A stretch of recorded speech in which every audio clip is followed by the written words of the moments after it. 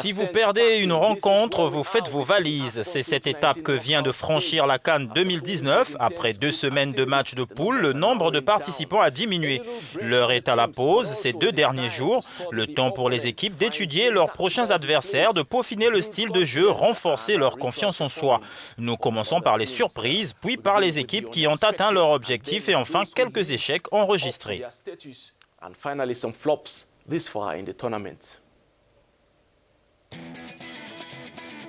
Les sceptiques ont sans doute revu leur copie. Malgré l'extension du nombre de participants, le spectacle a été au rendez-vous de la première phase de cette 32e édition de la Coupe d'Afrique des Nations. Le niveau a été plus qu'acceptable au vu de l'intensité des duels et de la qualité du jeu offert par les 24 équipes en lice. Et dans ce tableau, on retiendra d'abord le retentissant exploit des Malgaches. Inattendus, les Baréas ont déjoué tous les pronostics pour marquer de leur empreinte ce tournoi. 2 victoires, un match nul et une incroyable première place devant les Super Eagles du Nigeria. Leur jeu séduisant aura sublimé cette phase des poules autant que la puissance dégagée par des outsiders comme l'Ouganda. Et que dire du pays hôte, l'Égypte et son sans faute. 3 victoires en autant de matchs, une performance que seules 2 autres équipes ont réussi, l'Algérie et le Maroc, les tops de cette phase des poules. A l'inverse, le Burundi, la Tanzanie et la Namibie auront présenté les pires bilans, quittant le tournoi avec 0 points chacun. Les Malgaches ont créé la plus grande surprise de cette édition en se qualifiant pour les 8e de finale face à l'un des plus grands favoris de ce tournoi avec la manière 7 points et 5 buts marqués, dont 2 contre le Nigeria. Leur prochain adversaire, la RDC, a dû être très enthousiaste en observant cette performance et donc vont certainement vouloir contre-attaquer pour refroidir leur détente. La dernière fois que Madagascar a joué contre le Congo, RDC, c'était avant que j'arrive, il y a 3 ans et demi. Et le Congo avait gagné 6-1. Et j'apprends donc qu'on joue contre le Congo, donc une belle équipe qui, avant la compétition, ambitionnait de gagner la CAN. Donc c'est encore une position d'outsider qu'on a là. Et on va essayer d'être à la hauteur de l'événement. Nous sommes prêts à les affronter. On sait que ce sera un grand match parce que les Congolais sont habitués à jouer la Coupe d'Afrique des Nations, alors que nous, c'est notre première fois. Mais pour moi, ce sera un bon match. Madagascar-RDC le dimanche à 16h. Il est intéressant de noter que selon une déclaration de la présidence du pays, le président Andry Rajoelina a affrété un avion de 480 places pour emmener les fans de football en Égypte pour le match contre la RDC. Le vol quittera Antananarivo samedi et reviendra immédiatement après le match.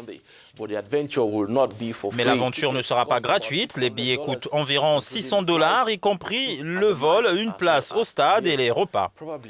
On s'attend à une surprise de la part de la nation insulaire puisque le président regardera le match en Égypte. Parlons à présent des chiffres de cette phase de groupe qui a été particulièrement prolifique en termes de buts. Les joueurs ont marqué 68 buts en 36 matchs, soit un ratio de 1,8 buts par match. Dans le groupe A, 13 buts ont été inscrits, dont 5 pour le pays hôte, l'Égypte. L'Algérie et le Mali ont marqué le plus grand nombre de buts, 6 chacun. Sur le plan défensif, la Tanzanie a présenté les pires statistiques avec 8 buts encaissés pour seulement 2 buts marqués, soit une différence de 6, un goal average de 6.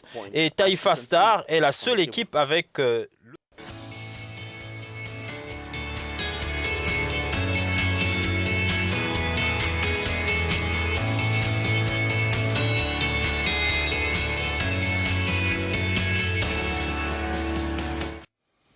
Nous espérons revivre une séquence tout aussi excitante avec plus de buts et de buteurs dans les matchs à élimination directe.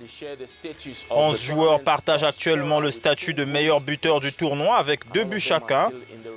Tous sont encore en lice, à l'exception de l'attaquant kényan Michael Olunga, qui, à la fin de la compétition, ne figurera probablement plus sur la liste des meilleurs buteurs. Ensuite, la CAF a dévoilé sa liste des meilleurs joueurs à l'issue des matchs de groupe.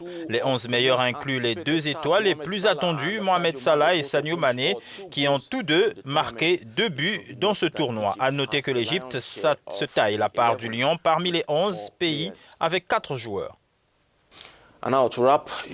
Les joueurs ougandais reçoivent un bonus avant le choc contre le Sénégal. La fédération a annoncé dans un communiqué mercredi le déblocage d'un bonus de $6 000 pour chaque joueur afin de ne pas compromettre le match contre le Sénégal vendredi. Les joueurs ont repris leur préparation hier après avoir boycotté l'entraînement de mardi. Demain matin, nous serons de retour avec des joueurs de l'intérieur fraîchement sortis de la compétition en Égypte alors que les 8e sont sur le point de commencer. Au revoir.